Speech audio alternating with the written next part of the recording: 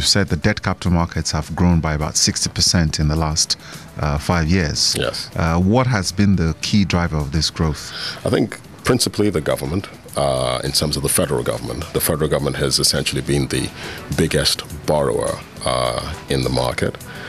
Today, the market is about 90% federal government bonds, and then you have basically remaining 10% split between states and corporates, in a ratio of basically 7% for the states and 3% for corporates.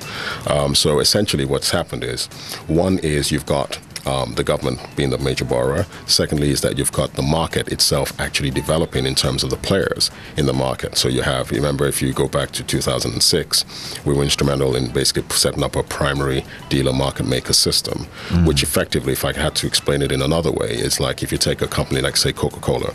Coca-Cola essentially manufactures Coke.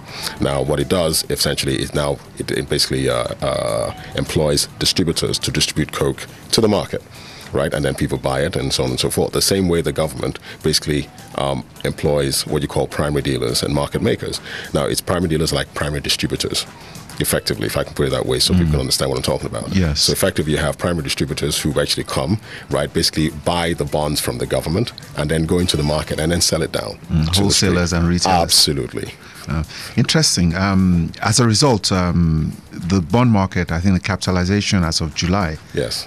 Is about $23 billion. Correct. So invariably, the government is actually borrowing more internally than externally. Which is good. Yeah. Which is good because what you find basically is that when you look at essentially the leverage, and what I mean by leverage, again, it's just the level of borrowing, vis-a-vis your equity. For any country, you look at it vis-a-vis basically debt to GDP.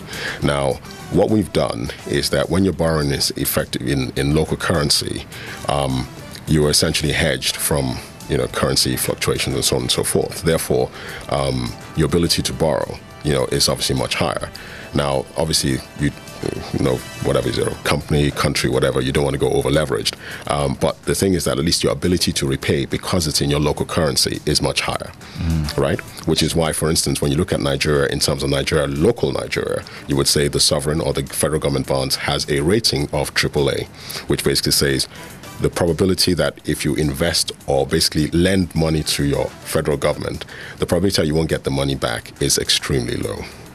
Right? So effectively what you do is by doing that is you have a situation where the government is able to hopefully finance capital expenditure. Now the problem you have, which if we can say one of the things you was mentioned by our dear central bank governor, Lamido Sanusi Lamido, is the fact that a lot of the money that's been borrowed, for instance, is actually going towards recurring expenditure as opposed to capital expenditure. Now that's a problem, and that needs to be addressed. And we're hoping, if you even remember the new finance minister coming in, and said these are sort of things, the fiscal disciplines and so on and so forth, that needs to be addressed, because it's not a sustainable thing where a government borrows on a consistent basis to fund finance recurrent expenditure. Well, absolutely. So we need to make those investments in the capital projects. Correct.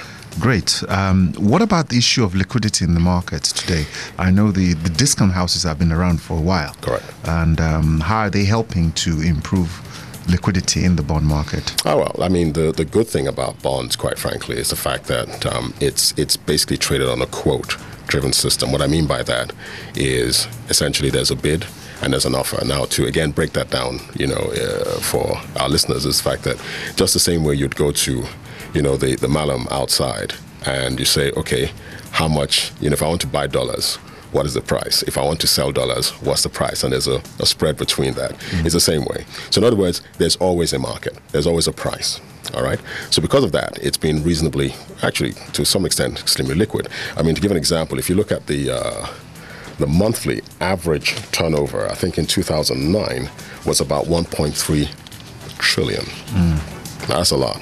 That's, the turnover. So it peaked at 2009, 1.3, 1.4 trillion naira in terms of average monthly turnover. So that gives you an idea of how liquid the market is.